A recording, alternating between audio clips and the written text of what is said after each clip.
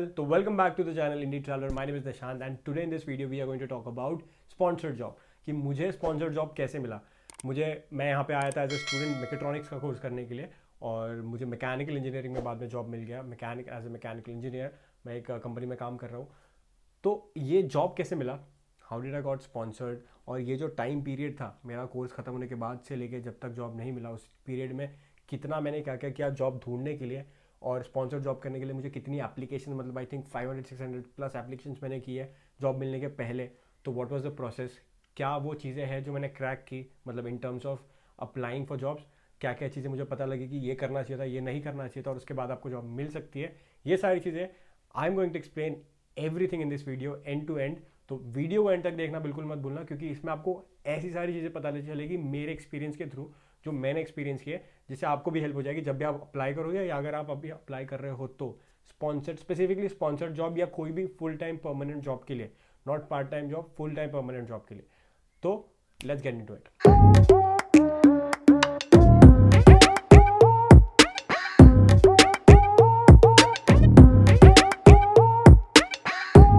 तो जो लोग भी अभी अप्लाई कर रहे हैं उनके लिए उनको ये डर होगा कि यार जॉब मिलना तो बहुत मुश्किल चीज़ है क्योंकि अभी तो ये रिसेशन भी हिट हो गया है और यूके में काफ़ी लोग रो ही रहे हैं कि भाई जॉब नहीं है, जॉब नहीं है, जॉब नहीं है। तो उन लोगों के लिए let me break it down to you कि देखो जॉब्स नहीं है ऐसा तो कहीं नहीं हो सकता। ऐसी कोई कंट्री नहीं है पूरी दुनिया में जिसने बोला है कि यार हमारे पास एक भी जॉब देने के लिए नहीं है, या ऐसी कोई कंपनी भी नहीं है जो कहती है कि हमारे पास जॉब्स नहीं है। इतनी बड़ी बड़ी कंपनीज है, इतने बड़े बड़े जायंट्स हैं, every one has jobs. Problem ये आती है कि आपको अप्लाई कैसे करना है। हाँ, ये हो सकता है कि जितने भी जॉब्स अवेलेबल है जॉब्स कम होंगे अवेलेबल। जैसे फॉर एग्जांपल अगर कोई कंपनी बार्कलेज, एचएसबीसी, ऐसी कंपनीज अगर पहले 50 लोगों को हायर कर रही होगी साल में या 500 लोगों को, तो अभी कम लोगों को कर रही होगी ड्यू टू रिसेशन, क्योंकि उनके पास अभी काम नहीं होगा या उनके क्लाइंट्स कम हुए होंगे, वट सो एवर रीज़न होगा वो। अभी आपको ये पता करना है कि वो हायर तो कर रही है लेकिन आपको कैसे हायर करेंगे। अगर 50 ही लोगों को हायर कर रहे हैं, 500 पहले 500 थे, अब 50 कर रहे हैं, तो आप उन 50 में कैसे जा सकते हो। तो मैं मेरी स्टोरी बताता हूँ। जब मैं यूनिवर्सिटी में था, यूनिवर्सिटी ऑफ ग्लासगो में, और मैं मेकाट्रॉनिक्स का कोर्स कर रहा था, तो I had no clue job के बारे में। मैं तो पहले पहले बार यहाँ पे आया था यूके में, तो मेरा ऐसा था कि यार देखो स्पॉन्सर जॉब मिल गई तो लाइफ सेट हो जाएगी, सही है। तो we use to discuss the same thing दोस्तों के साथ भी, यार जॉब मिल जाए, जॉब मिल जाए, मज़ा आ जाएगा। पहले उतना हमने कुछ, मतलब वो जो होती है ना, कोशिश नहीं किया, उतने एफर्ट्स नहीं डाले कि यार जॉब मिल जाएगा ऐसा। पहले सिर्फ डिस्कशन चल रहा था, पहले सिर्फ कोर्स चल रहा था, मज़े चल रहे थे, पार्ट टाइम जॉब चल रही थी, ये सारी चीज़ें पहले चल रही थी। बट उसके बाद इवेंचुअली वो धीरे धीरे जैसे जैसे डिजर्टेशन का टाइम आने लगा, सेकंड सेमेस्टर एंड होने लगा, तो वो हिट होने लगा कि यार जॉब नहीं अपने पास और हमारा वीज़ा 6 महीने बाद एंड होने वाला है।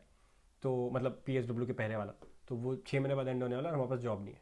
तो वो तो फिर भी एक दिमाग में होता है, फिर भी वो निकल जाता है। डिजर्टेशन का टेंशन होता है तो डिजर्टेशन भी निकल जाता है, क्योंकि डिजर्टेशन के टाइम पे आप दो चीज़ें साथ में लेके नहीं बैठ सकते, क्या डिजर्टेशन भी करना और जॉब भी ढूंढना है। तो फॉर दैट टाइम बिंग वो टेंशन कम हो गया। लेकिन उसके बाद जब डिजर्टेशन हो गया एक्चुअल में, सबसे ज़्यादा हिट उसके बाद हुआ, डिजर्टेशन होने के बाद। तब रियलाइज़ हुआ कि यार ये जो पार्ट टाइम, क्योंकि फिर क्या हुआ कि जो हम लोग पार्ट टाइम जॉब कर रहे थे वो पार्ट टाइम को हमने फुल टाइम कर दिया। जो पहले 20 घंटे कर रहे थे अब वो हम लोग 50 घंटे, 40 घंटे, 60 घंटे कर रहे थे हफ्ते में। तो बस टाइम बढ़ गया, पार्ट टाइम को फुल टाइम हो गया, लेकिन लाइफ वैसी थी। अब थोड़े और बिजी हो गए। पहले तो हमारे पास थोड़ा बहुत टाइम हुआ करता था लेक्चर के चक्कर में, क्योंकि 20 घंटे थे तो 20 ही घंटे काम करते थे हफ्ते में। अब ज़्यादा ज़्यादा घंटे काम करे तो और बिजी होने लग गए। और उस बिजी होने के कारण जॉब अप्लाई करने का जो वो पीरियड था, पहले जितने ज़्यादा अगर एप्लीकेशन कर सकते थे क्योंकि टाइम ज़्यादा था, तो अब बिल्कुल टाइम कम बचता था क्योंकि बाहर भी जाना था, दोस्तों से भी मिलना था, लाइफ भी थी, काम काम कब तक करेंगे। लेकिन कभी जब भी एक दिन या कोई वीकेंड वीकेंड अगर कोई मिल जाता था तो उसमें हम लोग करते थे अप्लाई। और मैं स्पेसिफिकली मैंने हर वीकेंड को, सैटरडे संडे को पकड़ लो या मंडेज़ को भी पकड़ लो, most of the time Mondays को छुट्टी होती थी, तो मैंने काफ़ी अप्लाई किया है, काफ़ी एप्लीकेशंस किए हैं। पहले तो मैंने, देखो पहले तो ये रहता है कि इंडीड के थ्रू सारे लोग करते हैं, indeed.co.uk।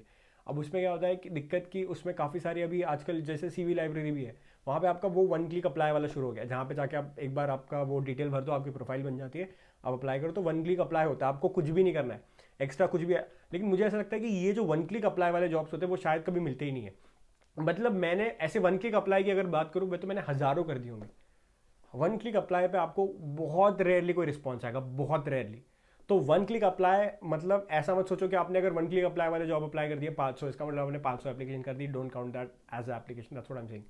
अगर आप ऐसी कोई एप्लीकेशन कर रहे हो जिससे आपको मतलब आप कंपनी की वेबसाइट पे जा रहे हो, जैसे अगर जैगवार के लिए अगर आप काम करना चाहते हो, उनके रोल के लिए अप्लाई करो, तो उनकी वेबसाइट पे जाओ, उनके वेबसाइट पे जो भी फॉर्म्स है, जो भी डिटेल्स है, जो भी प्रोसेस है, वो उसके थ्रू अगर आप अप्लाई करोगे तो that count as one application.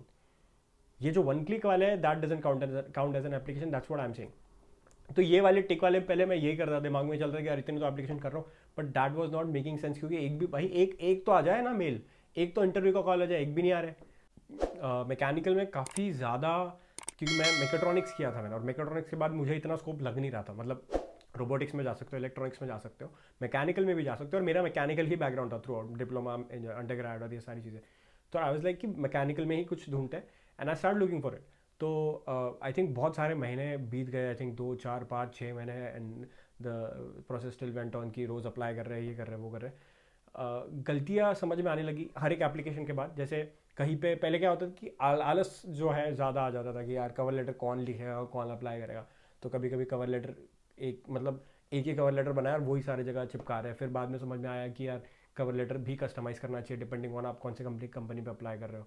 तो फिर कवर लेटर अप्लाई करना मतलब, और फिर जो है एप्लीकेशन, जब आप ये सारी चीज़ें समझते हो धीरे धीरे, जो आपको समझ में आनी शुरू हो जाती है कि कंपनीज़ में अप्लाई करना एक प्रोसेस के थ्रू, अगर आप एक स्टैंडर्ड प्रोसेस अप्लाई करते हो तो इट टेक्स टाइम।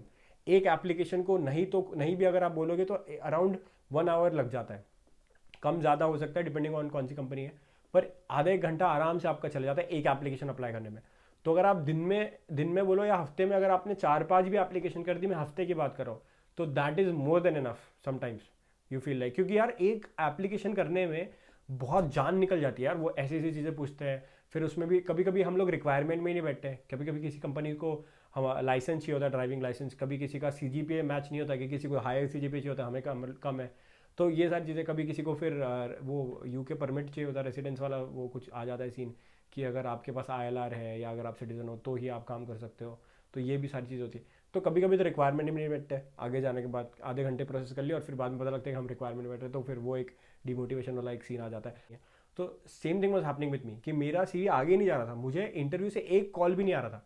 जो भी मेल आ रहे थे वो सिर्फ अनफॉर्चुनेटली वाले मेल आ रहे थे। मतलब आज भी अगर मैं अपना वो मेल खोल के देखता हूँ तो I see loads of the unfortunately वाले मेल, जहाँ पे लिखा है कि unfortunately at this moment we can't go forward with your application. And I used to feel कि यार क्या गलत कर रहा हूँ, बट देन वही, it's a trial and error process. आपको जब तक समझता नहीं, आप जब तक उन लोगों के साथ नहीं बैठते जो लाइक माइंडेड है, जो जिनको ऑलरेडी जॉब मिल चुका है या जिनके पास थोड़ा बहुत एक्सपीरियंस है इस फील्ड में, जिन्होंने बहुत सारी एप्लीकेशन कर रखी है, तब तक आपको समझ नहीं आता कि आप कर क्या रहे हो। Same thing happened with me, मैं बहुत लॉस था and I learned every detail, everything in a process. ऐसे CV को इस तरीके से नहीं, पहले तो 2 पेज की CV थी, अब 1 पेज की CV बनानी है। अब 1 पेज की बनाने के बाद भी ये सीन हो जाता है थोड़ा बहुत कि यार मुझे तो ये लिखना है वो लिखना है। लेकिन कभी कभी जैसे हम लोग, हाँ हमें आदत है ना वो CV, इंडिया में CV में बना लिखने की कि यार हॉबीज़ लिखते हैं। यहाँ पे हॉबीज़ क्यों लिखना है आपको, मतलब जब तक वो अगर वो हॉबीज़ लिख भी रहे हो तो कम से कम वो हॉबीज़ आपके स्किल्स या आप जो जॉब के रोल के लिए अप्लाई कर रहे हो उससे रिलेवेंट होनी चाहिए। लोग लिख रहे हैं सिंगिंग, टाइपिंग, ये सारी चीज़ें, वॉकिंग, रनिंग, ये इससे कुछ नहीं होने वाला सर। ये आपकी पर्सनल हॉबीज़ है, इसको साइड में रखो। CV पे जो हॉबीज़ जाएगी वो जाएगी आपकी, जो आपके स्किल्स है, जो आपकी जॉब रोल्स है उससे कनेक्टेड। अगर आपके पास कोई हॉबीज़ है, कोई रिलेवेंट हॉबीज़ है तो वो डालो, नहीं तो हॉबीज सेक्शन छोड़ दो। तो CV को लिखना कैसे, CV को डिज़ाइन करना है, वो एक अलग वीडियो मैंने उसके ऊपर बनाया, तो वो आप जाके देख सकते हो। पर CV एक अलग सा, खुद में एक अलग सा टॉपिक है। तो CV अगर आपका सही है तो फिर आपके चांसेस और ज़्यादा बढ़ जाते हैं, लेकिन CV बनाने में टाइम लग जाता है। तो for me and my friends it took a lot of time वो CV को, मतलब हम लोग कितने बार हमने उसको देखा होगा, फिर चेंज किया होगा, फिर इसका देखा होगा, फिर चेंज किया होगा, फिर हमने कहीं से उठाया होगा, मतलब बहुत सारे चेंजेस हमने किए एंड इवेंचुअली वो चेंज होता रहा। लेकिन डोंट बी क्या कहते हैं कि don't be close minded in this कि यार CV चेंज नहीं करूँगा हर बार, बार नहीं, करो बिल्कुल करो, जहाँ जहाँ लगता है। और मैं तो इतना तक बोलूँगा कि जब भी आप जो भी रोल के लिए जिस भी कंपनी में अप्लाई कर रहे हो उसके लिए एक अलग कस्टमाइज CV बनाओ। क्योंकि आपके पास अगर कोई थोड़ा सा भी एक्सपीरियंस है, लेट दैट भी 1 महीने का, 1 हफ्ते का, अगर आपने उस कंपनी या उस रोल के अगर मतलब अकॉर्डिंग अगर कोई रिलेवेंट, अगर आपने कुछ थोड़ा सा भी कोर्स किया है, कुछ भी किया है, तो right that down on your CV। ठीक है, कुछ ऐसी फालतू की चीज़ें मत लिखो जो आपको मतलब आपको पता लग रहा है कि इसका तो कोई मतलब ही नहीं बनेगा उनके पास, तो वो मत लिखो। पर ऐसी कुछ चीज़ें जो आपको लगता है कि रिलेवेंट है वो लिख सकते हो, वो ज़्यादा मतलब जो है मेक सेंस करेगा आपके एप्लीकेशन में, and that will put a weight. But अभी क्या होता है कि लोगों को ये चीज़ समझ नहीं आती। तो मेरे लिए बहुत क्या वो लर्निंग स्टेज था उस समय भी, कि यार आई वॉज ऑलवेज ओपन। तो मेरे पास वो था कि मुझे सीखना है, एंड सीवी चेंज करने से लेके सब कुछ कर लिया, लेकिन after a point you get frustrated कि यार जॉब तो नहीं मिल रही है, सब तो कर लिया मैंने, बट आपको ये लग रहा है ना, आपको ये लग रहा है कि आपने सब कुछ कर लिया, but there is still a chance, but there is still a thing कि कुछ ना कुछ आपके सीवी में सही नहीं होगा, कुछ ना कुछ। आप सीवी बोलो या आप जो इंटरव्यू दे रहे हो, अगर आपका इंटरव्यू तक जा रहा है, मेरे साथ तो ऐसा होता है कि मैं इंटरव्यू तक ही नहीं पहुंच पा रहा था स्टार्टिंग में। तो मेरे पास तो और कुछ था नहीं। इसका मतलब क्या था कि मैं जो प्रोसेस कर रहा हूँ, मतलब मैं जब एप्लीकेशन कर रहा हूँ, वो कहीं ना कहीं मैं सही नहीं कर रहा हूँ। तो एक तो हो सकता है कि यार सीवी सही नहीं है, इसमें एक चीज़ वो हो गया। दूसरा हो गया कि कवर लेटर सही नहीं है। तीसरा ये है कि जब मैं एप्लीकेशन करता हूँ तो उसमें जब मैं कोई चीज़ें सिलेक्ट करता हूँ तो मे बी वो एप्लीकेशन मैं सही से सिलेक्ट नहीं कर रहा हूँ, कुछ मैं येस का नो कर रहा हूँ, नो का येस कर रहा हूँ, मे बी कहीं ना कहीं वहाँ पे गलती हो रही है। तो फिर मैं मेरी एक फ्रेंड थी जिसको हर जॉब मिल जाता था, हाउ आई डोंट नो कैसे, तो उससे मैंने हेल्प ली उस चीज़ में। And then she taught me कि यार ये ऐसे नहीं ऐसे करते हैं, ऐसे नहीं वैसे करते हैं। तो उसके बाद थोड़ा कॉन्फिडेंस और बढ़ गया। फिर मैं कहा चलो अभी जब भी अप्लाई करेंगे तो वी विल मेक श्योर कि ये हमारे दिमाग में है उस समय। तो वो हमने अप्लाई कर लिया, शुरू किया धीरे धीरे। तो एक एक चीज़ें एक एक स्टेप पे पता चली, और फिर वैसे वैसे मैंने अप्लाई करना शुरू किया। तो I think after nearly 500-600 applications, मैं एप्लीकेशंस बोल रहा हूँ, वो वन क्लिक वाली नहीं, प्रॉपर एप्लीकेशंस के बाद अगेन उसके बाद ये नहीं बोल सकता कि कोई परफेक्ट सीवी बना, बट एक एक सेटिस्फैक्ट्री सीवी बना जिससे कंपनी के अच्छे रिप्लाई आने लगे, इंटरव्यू के राउंड्स मिलने लगे। और वो राउंड जब मिल रहे थे तो आई वॉज गेटिंग हैप्पी कि यार पहला इंटरव्यू, दूसरा इंटरव्यू, नो। एंड देन वहाँ पे जाने के बाद फिर दूसरे प्रॉब्लम्स कि यार ये इंटरव्यू क्रैक क्यों नहीं हो रहे, वो that those are like obviously वो अलग एक चीज़ हो जाती है कि आपको फिर अभी आपने एक चीज़ क्रैक कर ली है, सीवी और बाकी सारी चीज़ें। दूसरा आता है कि आपको इंटरव्यू कैसे क्रैक करना, वर्चुअल इंटरव्यू हो या अगर आपको वहाँ पे जाके इंटरव्यू देना है तो वो कैसे क्रैक करना। तो there are lot of things. तो इस पार्ट में तो हम लोग सारी चीज़ें एक्सप्लेन नहीं कर सकते, but this is what I would say to end this, कि आपको you have to be consistent, आपको दिस इज लर्निंग प्रोसेस। ठीक है, अब मैं एक पूरी जॉब की सीरीज़ बनाने वाला हूँ जहाँ पे यू विल सी कि मुझे जॉब कैसे मिला, but because again like I said कि it's not a small period of time जिसमें मुझे जॉब मिला, मतलब मुझे एक दिन में जॉब नहीं मिला, it took me a lot and lot of time, 7-8 months university खत्म होने के बाद। तो वो 7-8 महीने 10 महीने कैसे मैंने क्या क्या किया, क्या क्या सीखा in terms of CV, in terms of personality, in terms of how to apply, in terms of how to make cover letter, everything that I learn I am going to share this with you in this series. तो watch the series पूरा का पूरा, जिससे आपके chances भी बढ़ जाएंगे। And make sure अगर अभी तक आपने सब्सक्राइब नहीं किया तो भी सब्सक्राइब भी कर दो।